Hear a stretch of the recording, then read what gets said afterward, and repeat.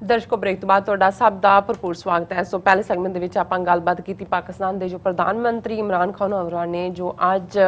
Video conference राहीं United nation दी जो general assembly है उस विच संबोधन कीता सी और इस दे नाल आपां इस सैगमेंट दे विच असीं उन्हां दा दिलों अपने तह दिल तो शुक्रिया अदा करते हैं कि किस तरह पाकिस्तान के जोड़े प्रधानमंत्री इमरान खान होरां ने जो 30 मिलियन सिख कौम का जोड़ा दिल है वह फिर दोबारा जित लिया और अज यूनाइटेड नेशन में बोलदे उन्होंने भारत के जोड़े मुसलमाना ते ईसाइयां ते हुंदे जुल्मां दे नाल सिखां दा भी जिक्र किया। ये पहली बार व्यूअर्स होया है कि किसी मुल्क के जोड़े मुखी ने उन्होंने अपनी UN स्पीच में सिखां नाल हुंदे धक्के का जो जिक्र किया है। सो असी एक बार फिर इमरान खान साहब होरां दा तह दिल तो शुक्रिया अदा करते हैं और इस बारे विचार चर्चा होने जा रही है। सो असी चाहांगे कि तुसीं साडे नाल इसी तरह ही बने रहना। देखण सुनने तुहाडा सब दा बहुत बहुत शुक्रिया। जी सब की विचार ने इस मुद्दे बारे? देखो कई बार साडे कुछ जिहड़े डिट्रैक्टर्स ने जां क्रिटिक ने जां हिंदूतवी ने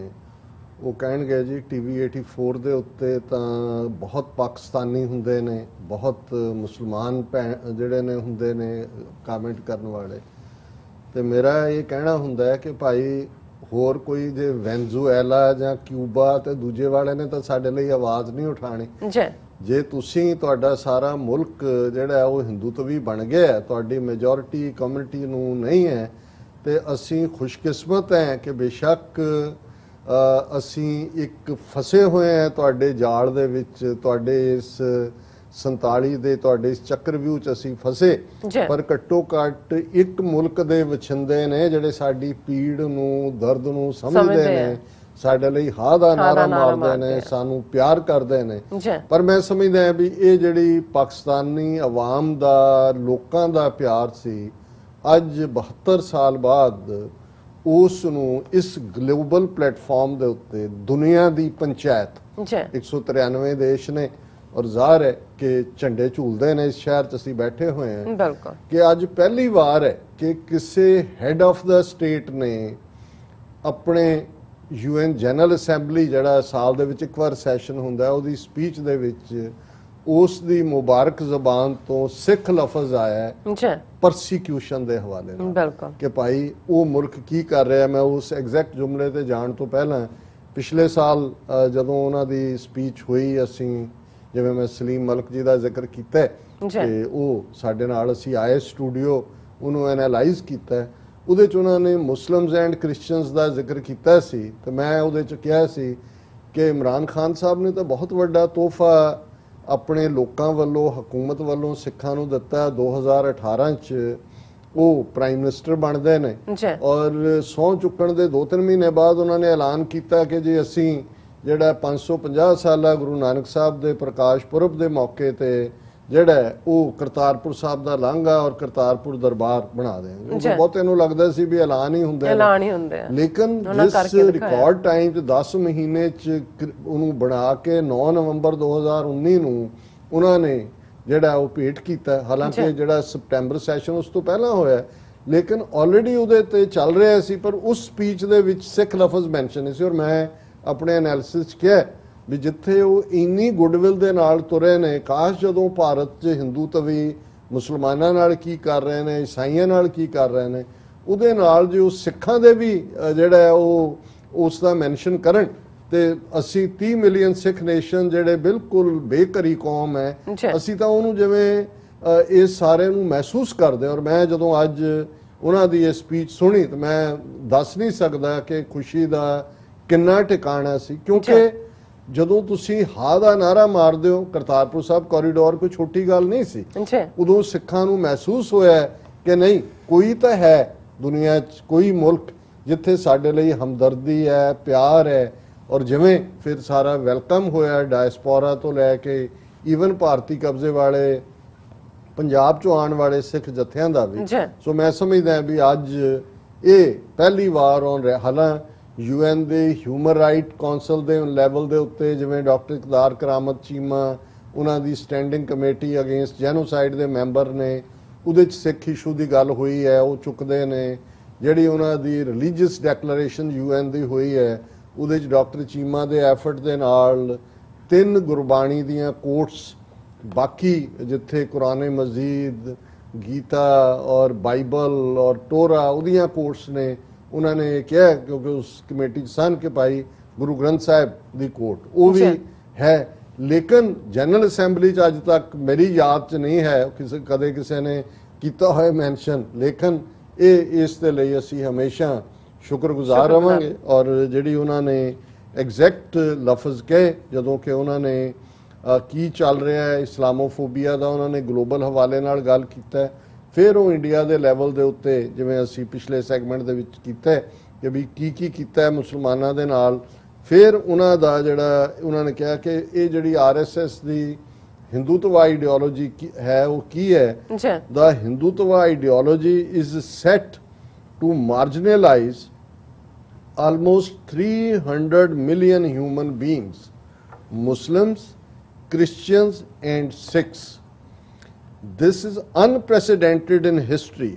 and doesn't augur well for the future of India, as we all know that marginalization of human beings leads to radicalization. ਹੁਣ ਇਹਦੇ ਚ ਪਹਿਲੀ ਗੱਲ ਫੈਕਟ ਗਰਾਊਂਡ ਤੇ ਕੀ ਹੈ, फिर ਇਹਦਾ आफ्टर इफेक्ट दसिया भी ये गल किधर ਨੂੰ जाएगी। ਜਦੋਂ ਉਹਨਾਂ ਨੇ ਕਿਹਾ ਕਿ ਇਹ ਜਿਹੜੀ ਹਿੰਦੂਤਵਾ ਦੀ ਆਈਡੀਓਲੋਜੀ ਔਰ ਉਸ ਤੋਂ ਪਹਿਲਾਂ ਉਹ ਕਹਿ ਦੱਸ ਚੁੱਕੇ ਨੇ ਵੀ ਹਿੰਦੂਤਵਾ ਆਈਡੀਓਲੋਜੀ ਕੀ ਹੈ, ਉਹਦੇ ਚ ਉਹਨਾਂ ਨੇ ਕਿਹਾ ਸੀ ਕਿ ਦਿਸ ਐਕਸਟ੍ਰੀਮਿਸਟ ਆਈਡੀਓਲੋਜੀ ਵਾਸ ਫਾਊਂਡਡ ਇਨ 1920s ਕਿ 1920 ਚ ਇਸ ਦੀ ਬੁਨਿਆਦ ਰੱਖੀ ਗਈ। The RSS founding fathers were inspired by the Nazis and they adopted the concepts of racial purity and supremacy कि ये जिहड़े RSS ਦੇ ਫਾਊਂਡਿੰਗ ਫਾਦਰ ਸੀ ਇਹ ਨਾਜ਼ੀਆਂ ਤੋਂ ਪ੍ਰਭਾਵਿਤ ਹੋਏ ਔਰ ਇਹਨਾਂ ਦਾ ਬੇਸ ਵੀ ਜਿਹੜਾ ਰੇਸ਼ੀਅਲ ਪਿਓਰਿਟੀ ਬ੍ਰਾਹਮਣਵਾਦ ਇਹੀ ਹੈ ਹਿੰਦੂਤਵਾ ਔਰ ਸੁਪਰਾਮੇਸੀ ਕਿ ਵੀ ਅਸੀਂ ਸੁਪਰੀਮ ਹੈ ਬਾਕੀ ਸਾਰੇ ਮਲੇਛ ਨੇ ਅਛੂਤ ਨੇ आतंकवादी अलगाववादी उग्रवादी। सो उस सारे कॉन्टैक्सट नूं जिहड़ा है वो फाइनली उन्होंने जदों गल कीती प्रॉपरली कंटैक्चुलाइज कीता कि भी ये जिहड़ी हिंदुत्वा दी आइडियोलॉजी है जिहड़ी रेशियल प्योरिटी दे उत्ते है सुपरामेसी दे उत्ते है उन्होंने 300 मिलियन लोकां नूं खूंजे ला दिता। मार्जिनलाइज हुंदा कि भी